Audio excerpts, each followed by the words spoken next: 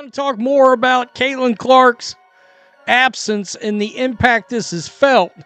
That's being felt around the league, and even in Indiana. It's going to be a big impact. You know it's heating up when one player is single-handedly shouldering the entire WNBA like she's hauling a busted fridge up 5 flights of stairs. Caitlin Clark isn't just part of the league, she is the league. She's the headline, the plot twist, and the reason a huge chunk of the country even remembers the WNBA is still alive. As for TV ratings, let's just say if ESPN could hug a person, it'd be wrapped around Caitlin like a hyper-caffeinated koala. Interested is what somebody tweeted me and asked about earlier today that I want to show you. Tweet up, please, so our audience can see it here. At 4th Gen Bucci, B-U-C-C-I. Right, Stephen A. Smith. Can the WNBA keep itself afloat while CC, as in Caitlin Clark, is out? End quote. We're talking record-breaking numbers, champagne-popping execs, and TV ratings that no one saw coming. It's like the WNBA stumbled into a time machine and brought back viewers who haven't watched a women's game since Lisa Leslie threw down a dunk. Now, they're tuning in like it's Game 7 of the NBA Finals. Remote controls across the country are getting carpal tunnel from how often people are flipping to catch Caitlin Clark in action. And yet, somehow, the WNBA is acting like she's just another name on a jersey rack. If Caitlin's star power is pure gold, the league's leadership is out here trading it in for expired Chuck E. Cheese tokens. With you guys today, the ratings are out. Indiana Fever versus the New York Liberty, Caitlin Clark's most recent game on cable TV.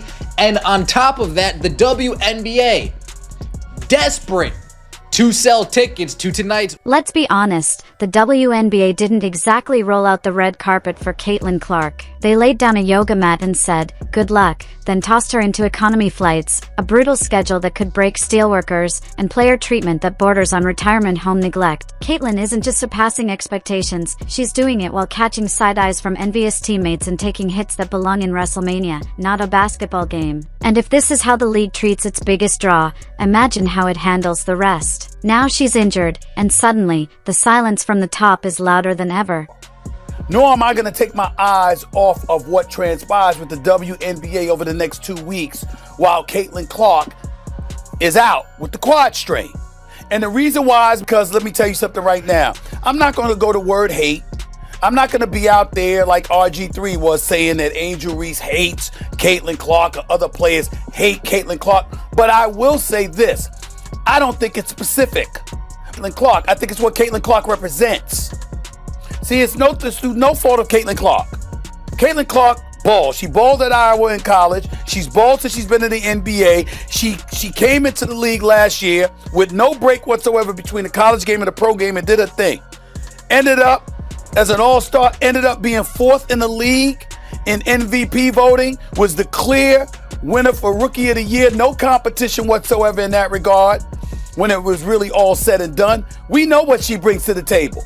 Just been ruled out for the next 2, and ticket sales are already 75%. So if you didn't know, Caitlin Clark injured her hamstring and is out for the next 2 weeks, including 2 road games. One of those games being against the Chicago Sky and Angel Reese, where they have a very heated rivalry. Just 2 days ago, the cheapest ticket to get into the Chicago Sky versus Indiana Fever game was $86, and now it's down to $25. This is also against the same person who said the reason people come to watch the WNBA is because of her, talking about Angel Reese, but she cannot even keep the ticket prices up. The teams that Caitlin Clark was supposed to play against over these next 2 weeks also already rented out a bigger stadium because of how many people they were expecting to have show up to see Caitlin Clark play.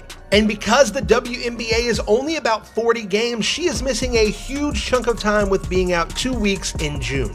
You could almost hear the panic ripple through WNBA headquarters the moment Caitlin Clark went down, one sprained ankle, and it's like someone dropped a baby in a swimming pool. Because let's be real, it's not just her highlight reels the league is missing, it's its relevance. Without Caitlin, the arenas go quiet again, gymnasiums echo like empty church halls, and attendance dips so low you can practically hear players thinking. And it was never just about her game, it was the drama, the buzz, the electricity she brought. Without her, the WNBA is back to trying to sell water in a downpour, offering something people already forgot they didn't ask for. Oh boy, WNBA fans, y'all are screwed. Look at that. Caitlin Clark is out 2 weeks. 2 weeks. Do you know how bad the WNBA ratings are going to be for the next 2 weeks? Nobody watches the WNBA at all. if it's not for Caitlin Clark in the first place. Now that she is hurt, who in the world is going to watch these games? Who in the world is going to watch a WNBA game without the biggest star the sport has seen ever? Like, this is going to be hilarious the next couple of weeks when these ABC stations, TNT, ESPN, see how bad the ratings are when Caitlin Clark isn't playing.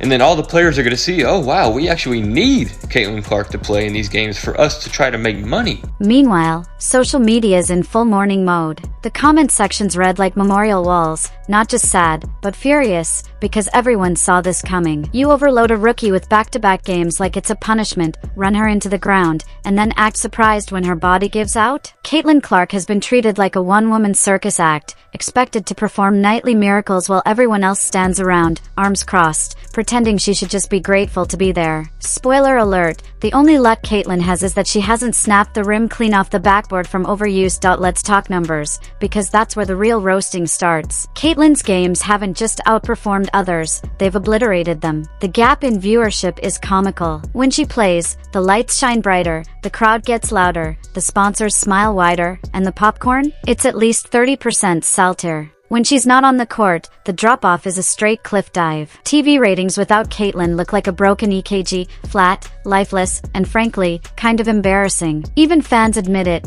No Caitlin, no clicks. That's not just influence, that's domination. Caitlin Clark effect is real. Caitlin Clark effect is alive and well, but unfortunately for the WNBA, she's now out for a minimum of 2 weeks before she gets reevaluated. So they might not see numbers like this for quite some time. This next Indiana Fever versus Chicago Sky game, June 7th, I believe, that's going to be on CBS as well. You think that's going to draw 2.7? I can assure you it won't. You think that's going to draw over 2 million? I can assure you that won't. So what does the WNBA do in return? They throw her to the wolves, and by wolves, we mean defenders with the grace of a demolition crew on a caffeine bender. Caitlin Clark, the league's biggest draw in years, gets tossed into the lion's den with a target on her back and a glowing neon sign that might as well say, "Please foul me," repeatedly. Her minutes have been stretched thinner than discount spandex, as if grinding down a rookie in the most physical league imaginable is some kind of growth strategy. On-court protection? That's a joke. The refs might as well be handing out punch cards. By 9 hard fouls, get the 10th free. And now that she's injured, the league pulls the classic shrug and pivot, desperately scanning the horizon for the next headline generator. Spoiler, there isn't one. Because the second Caitlin hit the floor, clutching that injury, all that momentum, the buzz, the energy, the freight train of rising ratings, crashed into a concrete wall. Gone, just like that. The WNBA bet big on her star power, but failed to protect the investment. Now they're learning the hard way, you don't build a league by breaking your brightest star.